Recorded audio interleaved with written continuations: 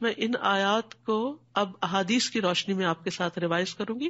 سب سے پہلی بات تو یہ کہ یا ایھا الذین آمنوا کتب علیکم الصیام، اے لوگو جو ایمان لائے تم پہ روزے فرض کیے گئے. قرآن مجید کی اس آیت سے بھی پتہ چلتا ہے کہ روزہ ایک فرض عبادت ہے، اور حدیث سے بھی ہمیں پتہ چلتا ہے کہ روزہ فرض عبادت ہے. رسول اللہ صلی اللہ علیہ وسلم نے فرمایا بنی الاسلام علی خمس، اسلام کی بنیاد 5 چیزوں پر ہے. بہت سے لوگ اس کو پلرز کہتے ہیں، تو پلرز آپ کو پتا ہے کہ یہ پلر آپ کو دکھائی دے رہا ہے، یہ بنیاد میں نہیں ہے، یہ اوپر ہے. تو بنیاد نظر نہیں آتی ہوتی، یعنی عبادات جو ہماری ہیں یہ ہمارے دین کی، ہماری زندگی کی بنیادی چیزیں ہیں، بیسکس ہیں. اس کے بغیر تو کوئی مسلمان ہی نہیں کہلا سکتا اپنے آپ کو. تو وہ کیا ہے؟ فرمایا اسلام کی بنیاد، فاؤنڈیشن 5 چیزوں پر قائم کی گئی ہے. نمبر 1، گواہی دینا کہ اللہ کے سوا کوئی معبود نہیں، اور یقیناً محمد صلی اللہ علیہ وسلم اللہ کے رسول ہیں، یعنی کلمہ شہادت نمبر 1. نمبر 2، نماز قائم کرنا. نمبر 3، زکوٰۃ ادا کرنا. نمبر 4، بیت اللہ کا حج کرنا. نمبر 5، رمضان کے روزے رکھنا. یہ 5 چیزیں کیا ہو گئی؟ یہ فرائض میں شامل ہیں، بنیادوں میں شامل ہیں. اور یاد رکھیے یہ صرف ہم پر نہیں، ہم سے پہلی امتوں پر بھی فرض تھی. سارے انبیاء جو دعوت لے کر آئے وہ کس چیز کی تھی؟ توحید کی، کہ اللہ ایک ہے. اور بہت سے انبیاء نے اپنے لوگوں کو محمد صلی اللہ علیہ وسلم کی نبوت کی صداقت کے بارے میں بھی بتایا. نماز، ابراہیم علیہ السلام نے کعبہ کی تعمیر کس لیے کی تھی؟ کہ میں نے یہ گھر اس لیے بسایا ہے تاکہ اس کے آس پاس رہنے والے نماز قائم کریں، لیقیم الصلاۃ. اور انہوں نے دعا بھی کیا کی تھی؟ رب اجعلنی مقیم الصلاۃ ومن ذریتی ربنا وتقبل دعا. پھر آپ دیکھیے اگلی چیز ہے زکوٰۃ ادا کرنا. زکوٰۃ بھی پچھلی شریعتوں میں رہی ہے. کان یأمر اہلہ بالصلاۃ والزکوٰۃ، وہ اپنے گھر والوں کو نماز اور زکوٰۃ کا حکم دیتے تھے. پھر بیت اللہ کا حج کب سے شروع ہوا ہے؟ ابراہیم علیہ السلام نے لوگوں کو حج کے لیے پکارا تھا، ٹھیک ہے. اور ابراہیم علیہ السلام سے پہلے کے بھی کہ کعبہ کی تعمیر تو سب سے پہلے فرشتوں نے کی تھی. تو یہ ڈے 1 سے عبادت کا سمبل ہے. اور پھر رمضان کے روزے مسلمانوں پر فرض ہیں، اور پچھلی کتابیں بھی رمضان میں ہی نازل ہوئی. انجیل، تورات، یہ سب رمضان میں آئے.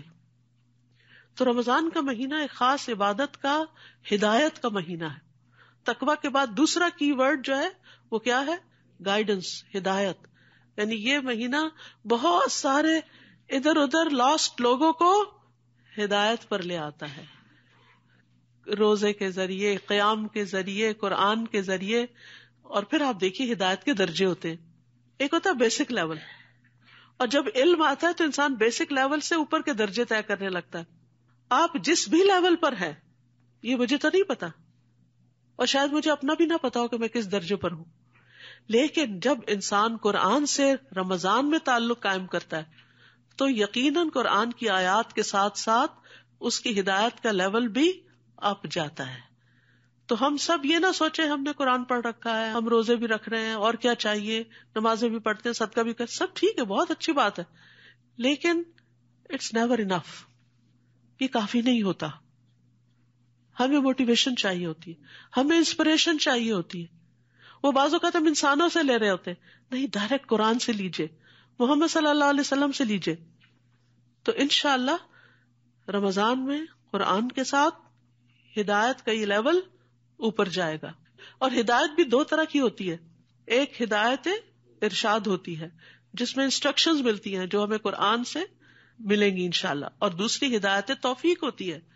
رمضان میں ہدایت توفیق بھی زیادہ ہوتی ہے کیونکہ نیکیوں کا موسم بہار ہے، تو اس لیے سب نیکی کر رہے ہوتے تو ہمیں بھی نیکی کرنے کا موقع مل جاتا ہے، شوق پیدا ہو جاتا ہے. تو اس لیے رمضان میں انشاءاللہ تقویٰ کے بعد کس پہ فوکس کرنا ہے؟ ہدایت پہ. تو روزہ ایک فرض عبادت ہے. رسول اللہ صلی اللہ علیہ وسلم نے فرمایا یہ ایسا فرض ہے جو کفایت کرنے والا ہے، یعنی آخرت میں انسان کو کافی ہو جائے گا. پھر اسی طرح یحییٰ علیہ السلام کے بارے میں آتا ہے کہ انہوں نے بنی اسرائیل کو جمع کیا، مسجد بھر گئی تو وہ ایک ٹیلے پہ بیٹھ گئے، اللہ کی حمد و ثنا بیان کی. پھر فرمایا اللہ نے مجھے 5 باتوں کا حکم دیا کہ میں خود بھی ان پہ عمل کروں اور تمہیں بھی عمل کرنے کے لیے کہوں. سب سے پہلی بات یہ کہ تم صرف اللہ کی عبادت کرو، کسی کو اس کے ساتھ شریک نہ ٹھہراؤ. پھر فرمایا میں تمہیں نماز کا حکم دیتا ہوں.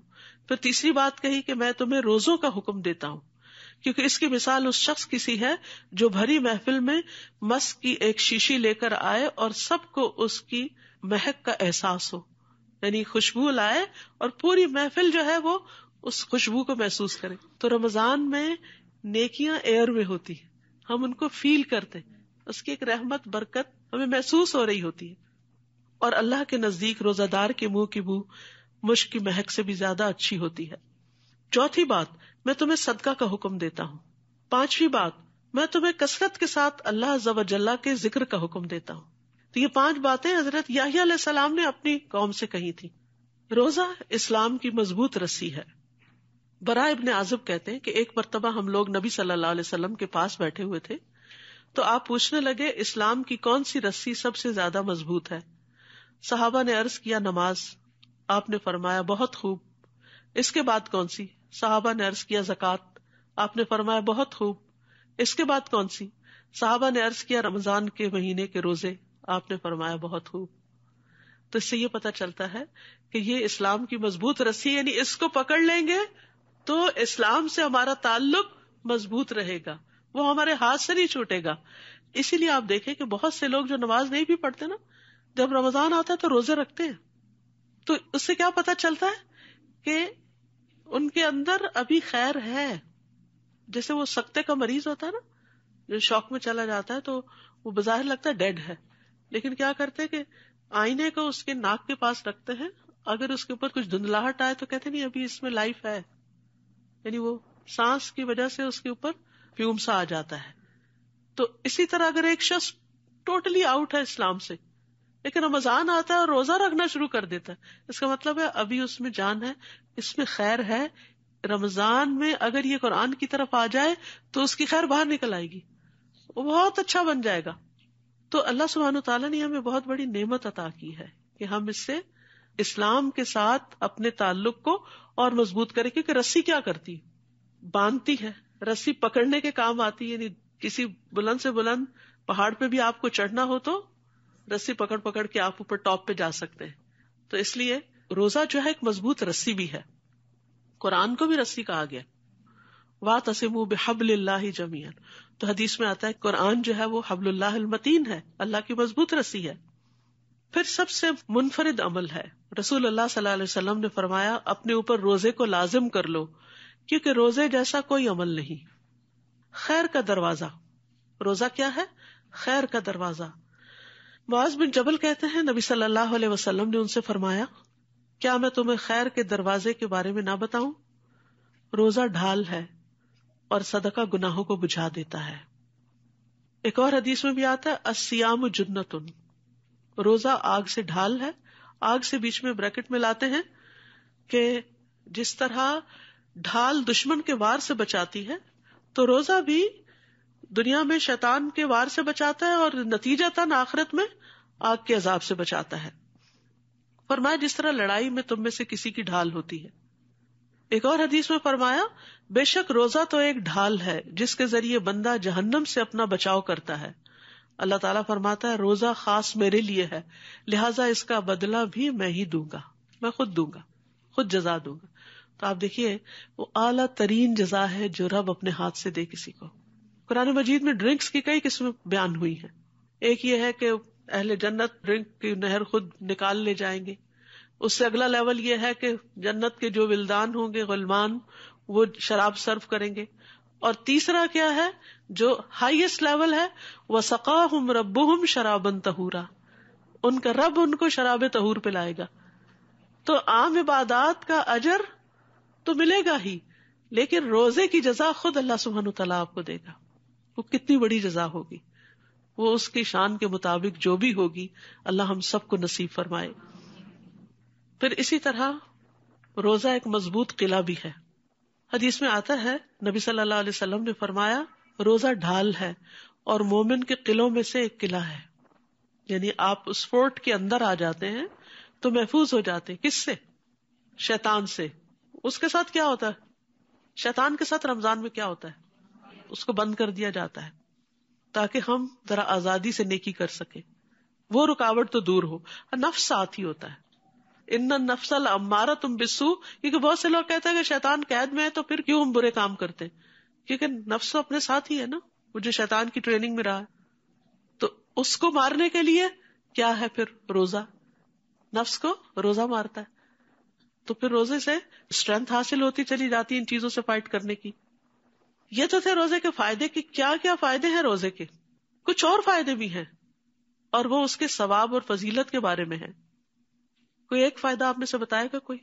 روزہ رکھ کے کیا ملے گا آپ کو؟ جہنم سے 70 سال کی دوری. حدیث میں آتا ہے جو بندہ بھی اللہ کے راستے میں ایک دن روزہ رکھتا ہے، اللہ اس دن کی وجہ سے، اس ایک دن کی وجہ سے اس کے چہرے کو 70 برس کی مسافت تک آگ سے دور کر دیتا ہے. اتنا بڑا فائدہ ہے اس کا. اور کوئی فائدہ بتائیے روزے کا کیا فائدہ؟ کیونکہ فائدہ پتا ہو تو انسان کی ذرا موٹیویشنل لیول ہائی ہوتا ہے نا. خاص دروازہ آپ کے شایان شان الریان، اس میں سے داخل کیا جائے گا جنتیوں کو. وہ ہوتا ہے نا کہ کچھ دروازے عوام کے لیے ہوتے ہیں اور کچھ دروازے خواص کے لیے ہوتے ہیں. تو روزہ رکھ کر انسان خواص میں شامل ہو جاتا ہے. اور کیا فائدہ ہوتا ہے روزہ رکھ کے؟ من صام رمضان ایمانا واحتسابا غفر له ما تقدم من ذنب. پچھلے سارے گناہ جھاڑ دیے جائیں گے. پچھلے سارے گناہ جو ہے وہ جھاڑ دیے جائیں گے، سب صفائی ہو جائے گی، ہلکے پھلکے ہو جائیں گے آپ. کیونکہ گناہ جو ہے وہ انسان کے اوپر ایک بوجھ ڈال دیتے ہیں، اور جب آپ روزہ رکھتے ہیں تو وہ بوجھ گناہوں کا ہٹ جاتا ہے. پھر اسی طرح روزہ دار کے لیے 2 خوشیاں ہیں. ایک خوشی روز افطار کے وقت ملتی ہے آپ کو، جب آپ پانی پیتے ہیں، کھجور کھاتے ہیں، اور دوسری اللہ کے دیدار کے وقت، اللہ سے ملاقات کے وقت، جب آپ کو اس کا انعام مل رہا ہوگا روزہ رکھنے کا. کتنی بڑی خوش نصیبی ہے، کتنی بڑی فضیلت ہے. روزہ قبر میں بھی مومن کی حفاظت کرتا ہے. قبر میں جب انسان کو دفن کیا جاتا ہے تو نماز اس کے سر کی طرف آ جاتی ہے. حدیث میں آتا ہے میت کو جب قبر میں رکھا جاتا ہے تو وہ ان کے پلٹ جانے کے وقت جوتوں کی آواز سن رہا ہوتا ہے کہ چھوڑ کے جا رہے ہیں مجھے. اب اگر وہ مومن ہوتا ہے تو نماز اس کے سرہانے ہوتی ہے، روزہ دائیں طرف آ جاتا ہے، زکوٰۃ بائیں طرف آ جاتی ہے، دیگر نیک کام، صدقہ خیرات، صلہ رحمی، نیکی، لوگوں سے اچھائی، دوسروں کے کام آنا پاؤں کی طرف آ جاتا ہے. تو جب اس کے سر کی طرف سے کوئی چیز آتی ہے تو نماز کہتی ہے ادھر سے رستہ نہیں. دائیں طرف سے کوئی چیز، کوئی عذاب، کوئی ہو سکتا ہے کیڑے مکوڑے یا ایسی چیزیں جو تکلیف دینے والی ہو، اس کہتے ہیں نہیں ادھر سے بھی رستہ نہیں. روزے اس کو بلاک کر دیتے. بائیں طرف سے زکوٰۃ بلاک کر دیتی ہے، پاؤں کی طرف سے باقی نیکیاں بلاک کر دیتے، اور انسان سیف اینڈ ساؤنڈ ہو جاتا ہے. تو کتنے فائدے کی چیز ہے نا، جو ہر موقع پر کام آنے والی. پھر یہ کہ روزہ قیامت کتنی سفارش بھی کرے گا کہ اللہ اس کو بخش دے، میں نے دن کے وقت اسے کھانے اور خواہشات کی تکمیل سے روکے رکھا، اس کے بارے میں میری سفارش قبول کر لے. قرآن کہے گا میں نے رات کو اسے سونے سے روکے رکھا، اس کے حق میں میری سفارش قبول کر لے. چنانچہ دونوں کی سفارش قبول کر لی جائے گی. پھر روزہ جنت میں لے جانے والا عمل ہے. اصل میں جب روزے کے فائدے کی بات ہوتی ہے نا تو عام طور پر صرف دنیا کے بینیفٹس دیکھ رہے ہوتے ہیں کہ ہمیں کیا ملے. اصل میں کلا بل تحبون العاجلہ، ہم سب کے اندر ہے کہ جلدی ہمیں کیا ملے گا، لیکن تھوڑا سا اس سے آگے جائیے جو ہمیشہ کے لیے مل جائے گا اور وہ بڑا فائدہ ہے. تو تھوڑا سا اپنے برین کو ٹرین کریں بڑے فائدوں کو دیکھنے کے لیے. چھوٹے چھوٹے فائدوں کو نہیں صرف دیکھیں، بڑے بڑے فائدوں کو دیکھیں. تو جنت میں لے جانے کے لیے سفارش کرے گا. پھر بندے اور جہنم کے بیچ میں ایک خندق بن جائے گا. یعنی اگر بندہ جہنم کے کنارے بھی کھڑا ہے تو جہنم اور بندے کے بیچ میں ایک ایسی آڑ بن جائے گا کہ اس کو آگے نہیں جانے دے گا، جہنم میں نہیں گرنے دے گا. نبی صلی اللہ علیہ وسلم نے فرمایا جس شخص نے اللہ کی راہ میں ایک دن کا روزہ رکھا تو اللہ اس کے اور آپ کے درمیان ایسی خندق بنا دیتا ہے جتنا کہ زمین و آسمان کے درمیان فاصلہ ہے. کتنا فاصلہ ہے؟ کہتے ہیں پہلے آسمان تک 500 سال کا ہے. یعنی اتنا بڑا گیپ آ جائے گا کہ انسان جہنم میں نہیں جائے گا. ہم سب کو آگ سے ڈر لگتا ہے نا، اور کچھ لوگوں کو تو باقاعدہ فوبیا ہوتا ہے کہ ہائی یہاں نہ آگ لگ جائے، اس گھر کو نہ لگ جائے، اس جگہ کو نہ، اس گاڑی کو نہ لگ جائے، اس کو نہ لگ جائے. تو اگر اس کو فوراً ہم ریلیٹ کریں نا آخرت کی آگ سے، اور یہ یاد رکھیں کن کن چیزوں سے وہ آگ بھڑکتی ہے، تو اس کو ٹھنڈا کرنے کے لیے روزہ فائدہ مند ہے. تو رمضان میں نمبر 1 کرنے کا کام روزہ اور روزے کے فوائد آپ نے دیکھ لیے. اس کے علاوہ ہیلتھ بینیفٹس وغیرہ بھی ہیں، لیکن یاد رکھیے روزہ ہیلتھ بینیفٹس کے لیے نہیں رکھنا. وہ تو مل ہی جائیں گے، وہ اگر نیت نہیں بھی ہوگی نا وہ بینیفٹس تب بھی مل جائیں گے، کیونکہ روزہ رکھنا ہے اللہ کی خاطر. ہمارے دین میں نیت بہت زیادہ کاؤنٹ ہوتی ہے. یعنی یہ نہ سوچے اچھا کوئی بات نہیں ڈائٹنگ ہی ہو جائے گی، اچھا کوئی نہیں ذرا میری کھانے کی عادتیں ٹھیک ہو جائیں گی. یہ ہو ہی جائیں گی. تو جو چیز ہو ہی جائے گی اس کے پیچھے کیا پڑنا. اصل دیکھیں اس کو جو ہمیں حاصل کرنا ہے، اور وہ آخرت کے بڑے درجات ہیں. ٹھیک ہے. دوسرا کرنے کا کام کیا ہے رمضان میں؟ قرآن سے تعلق. قرآن مجید انزل فیہ القرآن انا انزلناہ فی لیلۃ مبارکہ انا انزلناہ فی لیلۃ القدر. تو یہ مبارک مہینہ ہے. حدیث میں آتا ہے بے پناہ خیر لانے والا ہے. جب رمضان آیا تو نبی صلی اللہ علیہ وسلم نے فرمایا بے شک تم پر یہ مہینہ آ گیا اور اس میں ایک ایسی رات ہے جو 1000 مہینوں سے بہتر ہے. جو اس سے محروم رہا وہ ہر طرح کی خیر و بھلائی سے محروم رہا، اور اس کی خیر سے محروم وہی ہوگا جو واقعی محروم رہے گا. اس کے بعد پھر اس سے کسی خیر کی توقع نہیں کی جا سکتی.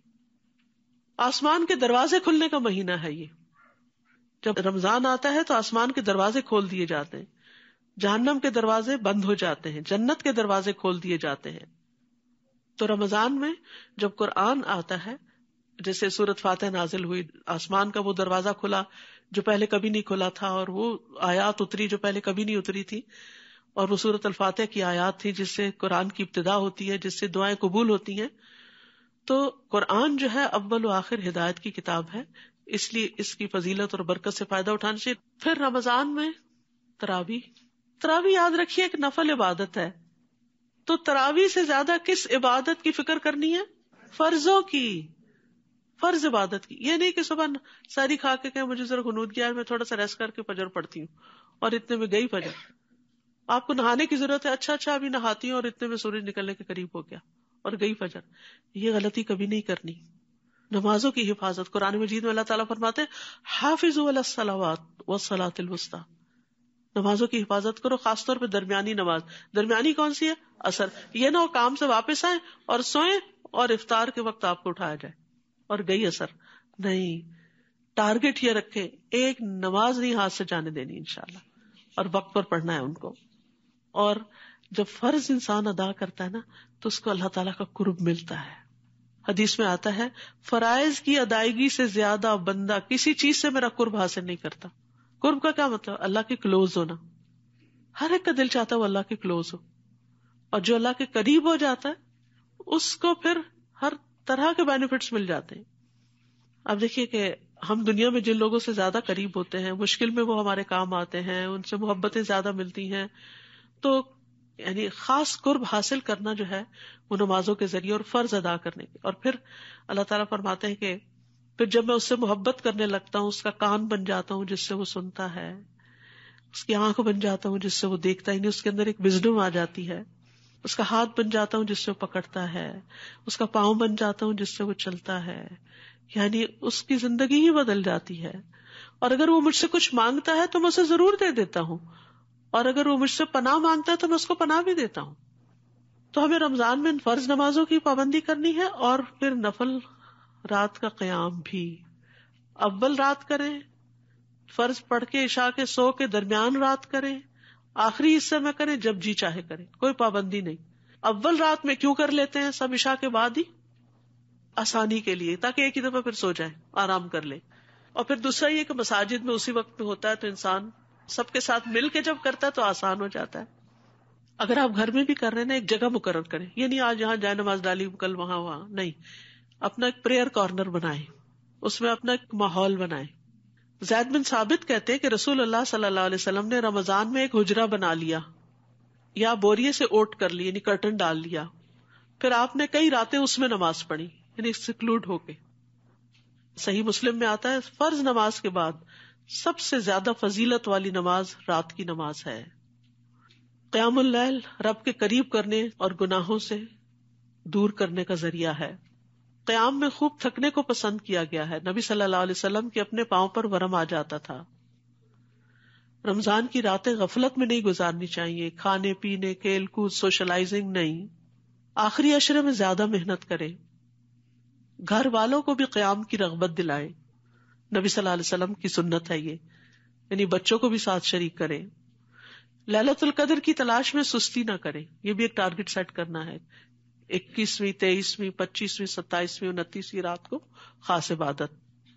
قرآن مجید سے متعلق یہ کہ تراویح میں کوشش کریں کہ ایک پورا قرآن مکمل ہو جائے، دوسرا آپ کا ویسے ناظرہ پڑھ کے مکمل ہو جائے، تیسرا آپ کا سمجھ کے دورہ قرآن میں پورا ہو جائے. تو اللہ سے دعا کریں کہ یہ سارے ٹارگٹس میٹ کر سکیں. پھر کثرت سے اللہ کا ذکر کرنا. کام پہ جا رہے ہیں، کوکنگ کر رہے ہیں، لیٹے ہوئے ہیں، نیند نہیں آ رہی تو ذکر کرنا شروع کر دیں، نیند آ جائے گی. کثرت سے اللہ کا ذکر، کیونکہ سب سے بہترین روزہ وہ ہے جس میں زیادہ سے زیادہ اللہ کا ذکر ہو. اور ذکر کی کئی قسمیں ہوتی ہیں، جیسے اللہ کے ناموں کا ذکر، اس کی صفات کے ساتھ اس کا ذکر، پھر تسبیح، سبحان اللہ، الحمدللہ، اللہ اکبر، لا الہ الا اللہ، لا حول ولا قوت الا باللہ، یہ سارے بھی ذکر ہوتے ہیں. پھر اسی طرح استغفار بھی ذکر کی ایک قسم ہے، آیت کریمہ بھی ذکر کی قسم ہے. پھر ذکر کی مجلس، یعنی جس میں تعلیم ہو، اللہ تعالیٰ کے احکامات بیان کیے جائیں، قرآن کی تعلیم کی مجلس، یہ بھی ایک ذکر ہے. علماء کو قرآن میں اہل ذکر کہا گیا ہے. فاسألوا اہل الذکر ان کنتم لا تعلمون، ذکر والوں سے پوچھ لو اگر تم نہیں جانتے. ذکر والے کون ہوں گے؟ جن کے پاس علم ہوگا، یعنی علماء سے پوچھ لو. تو علم کی مجلس قائم کرنا یہ بھی ذکر ہے، اور بہترین افضل ذکر ہے، کیونکہ اس سے ہمیں اور زیادہ نیکیوں میں اور عبادت میں شوق بڑھتا ہے. پھر اسی طرح بہترین عمل یہ ہے کہ جب انسان دنیا سے رخصت ہو تو اس کی زبان اللہ کے ذکر سے تر ہو، تو زندگی میں عادت ڈال لے تاکہ موت کے وقت بھی ذکر نہ بھولے. آخری کلام لا الہ الا اللہ ہو تو انسان جنت میں داخل ہوگا. ہم یہ کہتے تو ہیں کہ اللہ ہمیں آخری وقت میں لا الہ الا اللہ نصیب کرنا، لیکن روز تو لا الہ الا اللہ کی تسبیح نہیں کرتے، تو پھر کیا ہوگا؟ اس دن اچانک تھوڑی آ جائے گا. تو اپنی زبان کو لا الہ الا اللہ کہنے کا عادی کریں. اور آپ دیکھیں کہ اگر آپ بیمار ہیں تو کیا آپ کے منہ سے آسانی سے نکل رہا ہے؟ پریکٹس کر کے دیکھیں. نیند سے جاگے کیا لا الہ الا اللہ منہ سے نکلتا ہے؟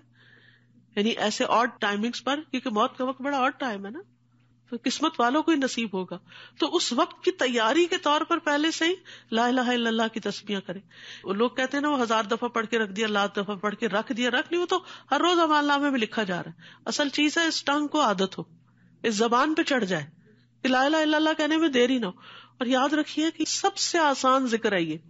منہ بند بھی ہو نا آپ کا، ہونٹ بند کر کے کہیں لا الہ الا اللہ، کہہ سکتے ہیں نا. کچھ اور کہنا چاہیں تو منہ کھل جائے گا.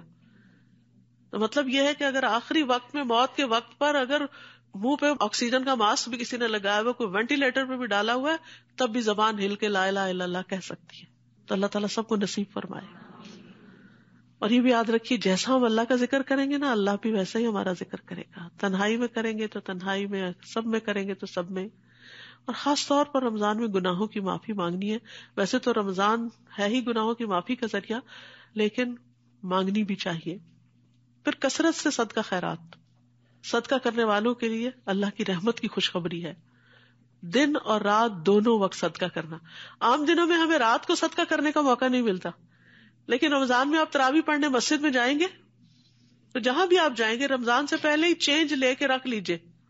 ڈیلی جو آپ نے ٹارگٹ سیٹ کرنا ہے، فار ایگزامپل $5 $20 $100، جو آپ کو توفیق اللہ نے دی وہ آپ پہلے سے ہی بیگ میں تیار کر کے رکھ لیں، اور جب جائیں دن کو یا رات کو اپنا کام کر لیں. الذین ينفقون اموالهم باللیل والنہار، لیل پہلے آئی ہے، سرا وعلانیہ، چھپا کے اور دکھا کے.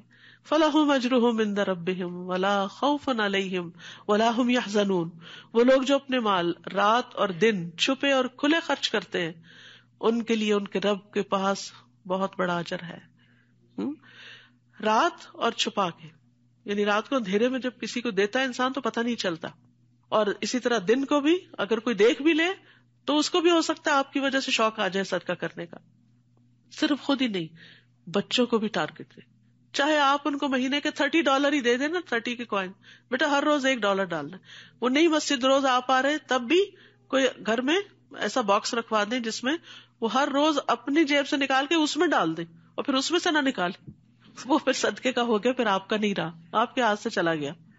اور پھر جب مسجد جائیں یا جہاں بھی دینا ہو وہاں پر اکٹھے دے دیں. پھر اسی طرح صدقہ جو ہے وہ گناہوں کو مٹانے کا سبب ہے اور خوف اور غم مٹاتا ہے. جیسے اوپر آیا نا فلا خوف علیہم ولا هم یحزنون، ان پر نہ کوئی خوف ہوگا نہ ہی وہ غمگین ہوں گے. پھر آگ سے بچنے کا ذریعہ ہے. فرمایا تم میں سے جس کی طاقت ہو وہ آگ سے بچ سکے تو ایسا ضرور کرے، اگرچہ آدھی کھجور صدقہ کر کے ہی کیوں نہ. جس سے پتہ چلتا ہے کہ صرف کیش کوائنس کا ہی نہیں صدقہ، کھانے پینے کی چیزوں کا بھی صدقہ ہوتا ہے. اچھا صدقہ ایک بہت وسیع مفہوم ہے. ہم سمجھتے ہیں صدقہ صرف غریب فقیر مسکین کو دیا جا سکتا ہے. شوہر اگر اپنی بیوی کو پانی کا گھونٹ بھی پلاتا ہے تو اس کے لیے صدقہ لکھا جاتا ہے. بیوی تو پلاتی رہتی نا، لیکن شوہر کو بھی یہاں پر موٹیویٹ کیا گیا کہ وہ بھی کبھی پلا دے. سارا دن کچن میں کھڑے ہو کے تھک چکی ہے، اب اپنا نہ اس کو کھانے کو دل چاہ رہا ہے نہ پینے کو دل چاہ رہا ہے. اب اس کا دل چاہ رہا ہے کہ کوئی چائے کا کپ اس کو بنا دے. پانی گرم بھی تو ہوتا ہے نا، میٹھا بھی ہوتا ہے، ضروری نہیں کہ صرف ٹھنڈا پانی. گرم پانی پلا دے، چائے پلا دے، ٹھنڈا پلا دے، کچھ پلا دے تو شوہر کو اس کا بھی ثواب ملے گا. اور اسی طرح بچے بھی، تو ایک دوسرے کو آفر کرنے کی اور گھر میں بھی ایک دوسرے کی مدد کرنا یہ بھی ثواب کا کام ہے. پھر اسی طرح اپنی سحری بنانا یا افطاری بنانا اس کو بھی نیکی کی نیت سے کریں گے تو وہ بھی انشاءاللہ اس میں شمار ہوگا. پھر اسی طرح 7 طرح کے لوگ ہیں جن کو اللہ تعالیٰ اپنے سائے میں جگہ دے گا جس دن کوئی سایہ نہ ہوگا اس کے سائے کے سوا. ایک وہ شخص جس نے صدقہ کیا مگر اتنا چھپا کے کہ اس کے اپنے بائیں ہاتھ کو بھی پتہ نہیں چلا کہ دائیں ہاتھ نے کیا دیا. تو چھپا کے خرچ کرنے کی عادت بھی ڈالے، کسی کو پتہ ہی نہ ہو، کسی کو بھی نہ پتا ہو سوائے اللہ کے. صدقہ ویسے تو عام دنوں میں بھی کرنا چاہیے، لیکن نبی صلی اللہ علیہ وسلم کی سنت کیا تھی کہ رمضان میں جب جبریل علیہ السلام سے ملتے تھے تو تیز آندھی سے بھی زیادہ سخی ہو جاتے تھے. یعنی آپ کی خیر ہر ایک کو پہنچتی تھی، یعنی سب کے ساتھ کچھ نہ کچھ بھلائی، کچھ نہ کچھ بھلائی. رشتہ داروں کا بھی خیال رکھنا ہے، غریبوں مسکینوں کا بھی رکھنا ہے، دینی اداروں کا بھی رکھنا ہے، مساجد کا بھی رکھنا ہے. یعنی جہاں کوئی نیکی اور خیر کا کام نظر آئے اس میں حصہ ڈالنے کی کوشش کرنی ہے. حدیث بہت ہی خوبصورت ہے. جبریل علیہ السلام رمضان کی ہر رات میں آپ سے ملاقات کرتے، ہر رات میں ریگولرلی، اور آپ کے ساتھ قرآن کا دور کرتے. غرض رسول اللہ صلی اللہ علیہ وسلم لوگوں کو بھلائی پہنچانے میں بارش لانے والی ہوا سے بھی زیادہ جود و کرم فرمایا کرتے تھے. یاد رکھیے الکلمۃ الطیبۃ صدقہ، اچھی بات کسی کو بتا دینا صدقہ. بعض اوقات کوئی آپ سے سوال کرتا ہے، مسئلہ پوچھتا ہے، آپ کہتے کیا اس کو اتنا بھی نہیں پتا؟ میں نہیں بتا رہی اس کو، پہلے بتایا تو تھا، پھر دوبارہ وہی بات پوچھ لے. کہ تو بچوں کے ساتھ ہم یہی کرتے نہیں. اچھی بات ہے نا، کر لے گا کوئی عمل تو آپ کو ہی ثواب ہوگا، وہ بھی صدقہ ہے. الکلمۃ الطیبۃ صدقہ، کلمہ طیبہ صدقہ ہے. رمضان میں خصوصاً روزہ افطار کروانا صدقہ ہے.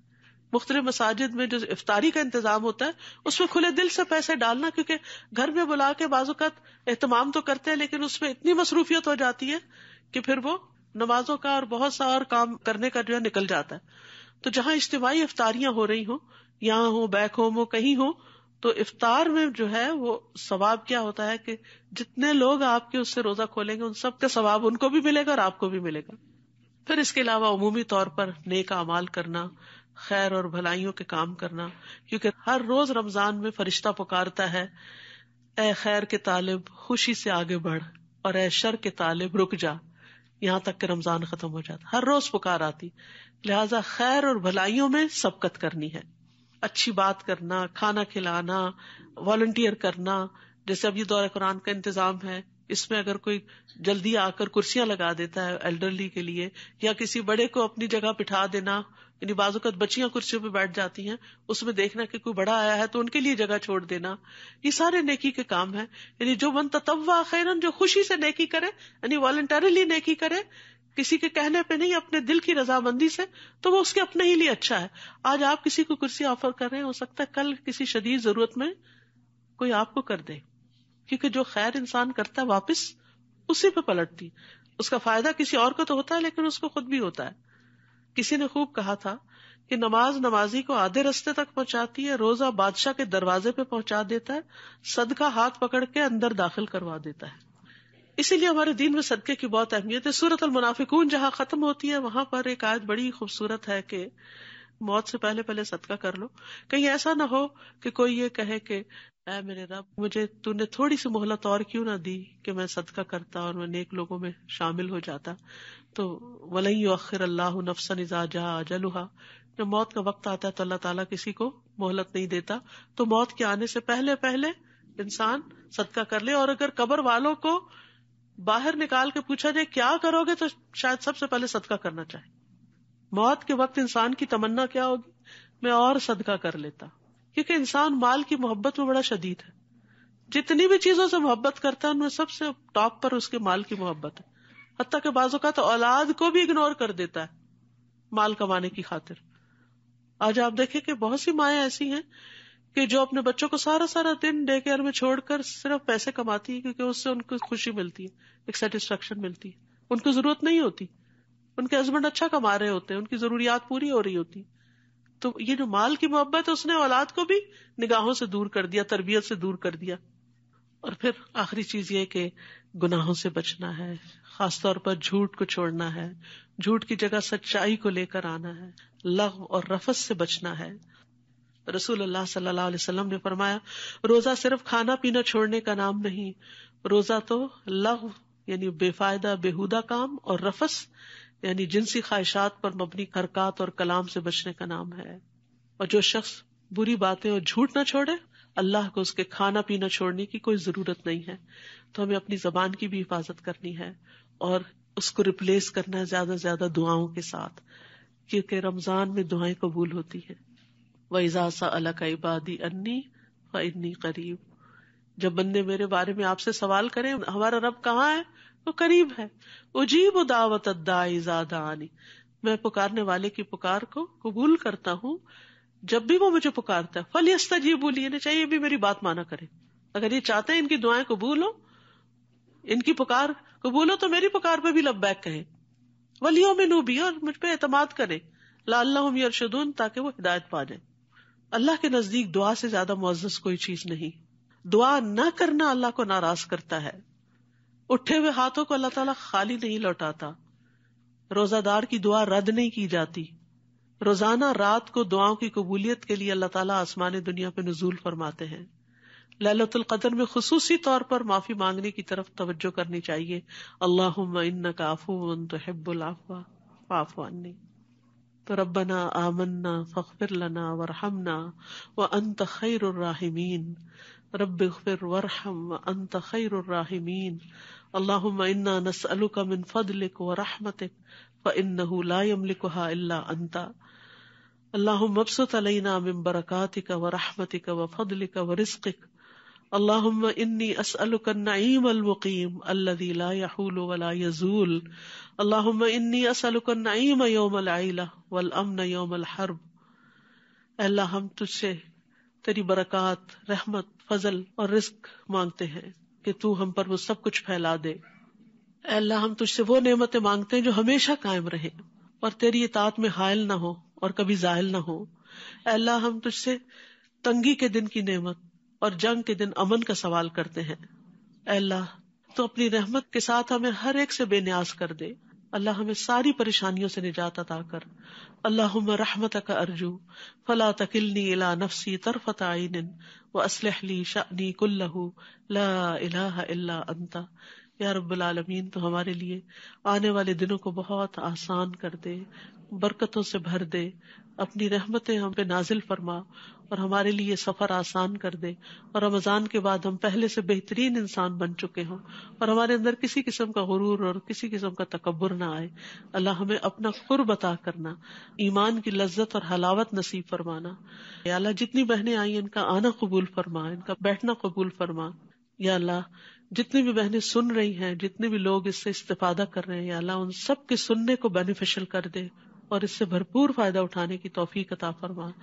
یا اللہ تو ہمارے لیے نیکیوں کے راستے آسان کر دے، برائیوں کے راستے مشکل کر دے. یا اللہ تو ہمیں قبر کے عذاب سے بچانا، جہنم کے عذاب سے بچانا اور جنت الفردوس میں اپنا دیدار عطا فرمانا. یا اللہ ہمارے بچوں کو بھی ہدایت دے. یا اللہ انہیں ایمان نصیب کر دے. اللہ جو بھٹک چکے ہیں انہیں واپس ایمان عطا کر دے. اللہ رمضان کے خیر و برکت اور بھلائی نصیب فرما. یا اللہ جتنی باتیں کہی ہیں ہمیں ان پہ عمل کی توفیق عطا فرما دے. اللہ تو ہی توفیق دیتا ہے، تجھ سے تیرا فضل مانگتے ہیں. ربنا تقبل منا انک انت السمیع العلیم وتب علینا انک انت التواب الرحیم. وصلی اللہ تعالی علی خیر خلقہ محمد وعلی آلہ واصحابہ واہل بیتہ اجمعین برحمتک یا ارحم الراحمین. الہی آمین.